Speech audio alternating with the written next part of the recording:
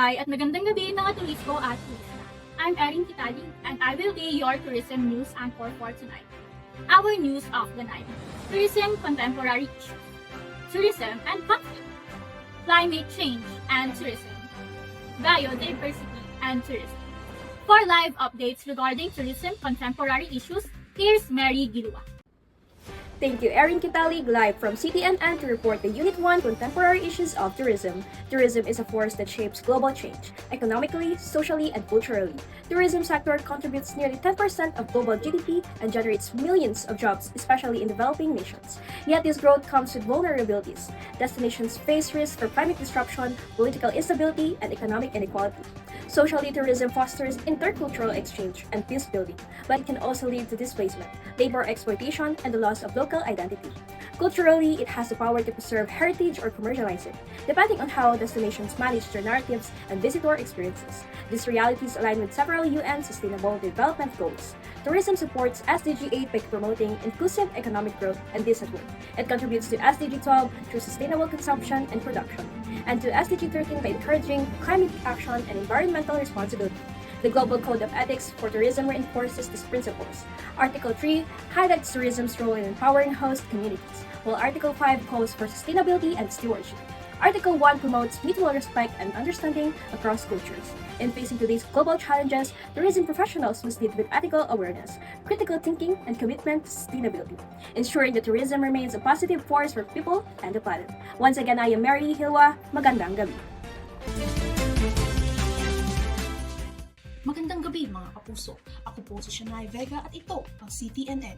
Sa ating ulat ngayong gabi, Unit 2 Tourism and Conflict. Tourism is often seen as a force of peace and prosperity. Pero isa rin ito sa pinaka-apektado kapag may digmaan, terorismo o political instability.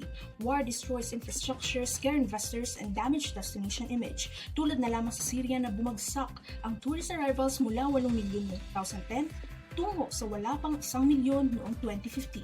Sa Libya naman nananatiling mahina ang turismo dahil sa patuloy na political instability. Pero hindi dito nagtatapos ang kwento, narito si Fatima Vega on site. Maraming salamat, Shania. Tourism can also rebuild societies. Tulad dito sa Rwanda na ginamit ang ecotourism at memorial tourism para sa reconciliation. Sa Northern Ireland at Colombia naman, ginamit ang heritage tourism para sa peace building at economic recovery. So geopolitical shifts also reshape travel kapag may tensyon ng isang rehiyon na lumilipat ang mga turista sa mas ligtas na destinasyon, tulad ng Southeast Asia o Morocco.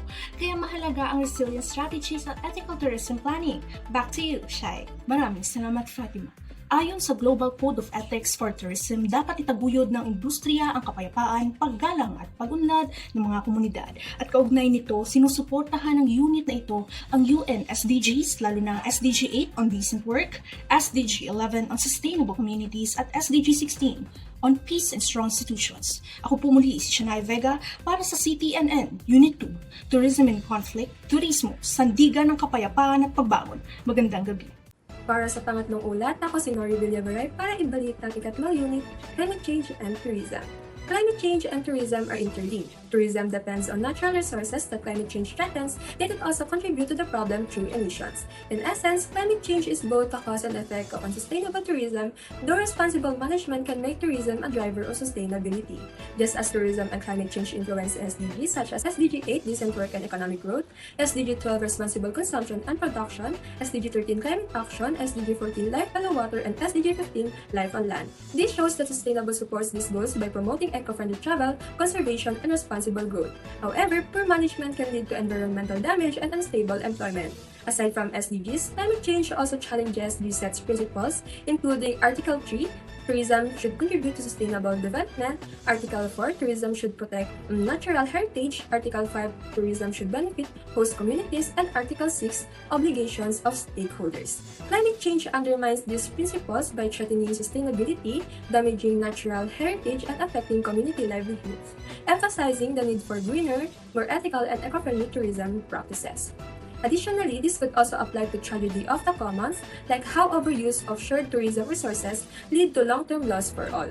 At muli, ako si Nori Ann Villabaray, nagbabalita. Magandang gabi, I'm Sherry Del Ristia, reporting live for CTNN. Tonight, we dive into Unit 4, Biodiversity and Ecotourism.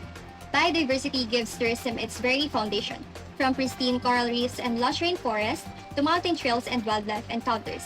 These natural wonders attract travelers across the globe, boosting local economies and inspiring cultural exchange.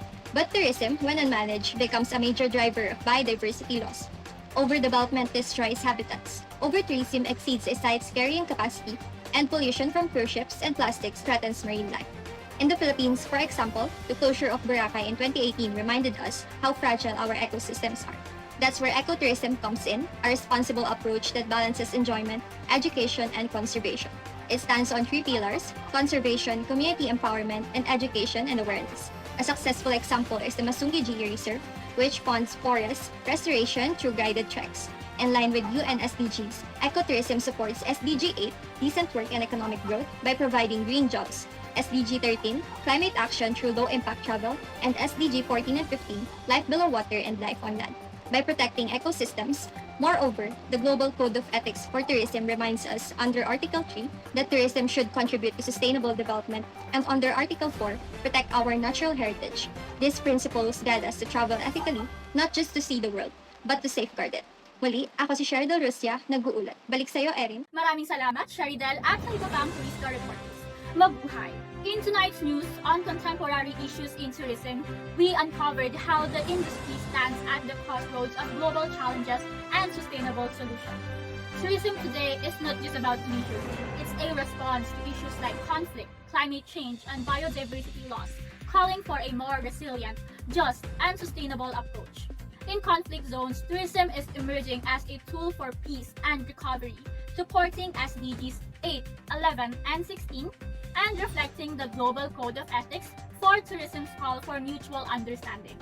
Meanwhile, the growing threat of climate change and the decline of biodiversity remind us that ethical, eco-friendly, and community-centered tourism rooted in sustainable and ecotourism theories is key to achieving SDGs 8, 12 to 15, ensuring that tourism not only thrives but helps protect our planet for generations to come.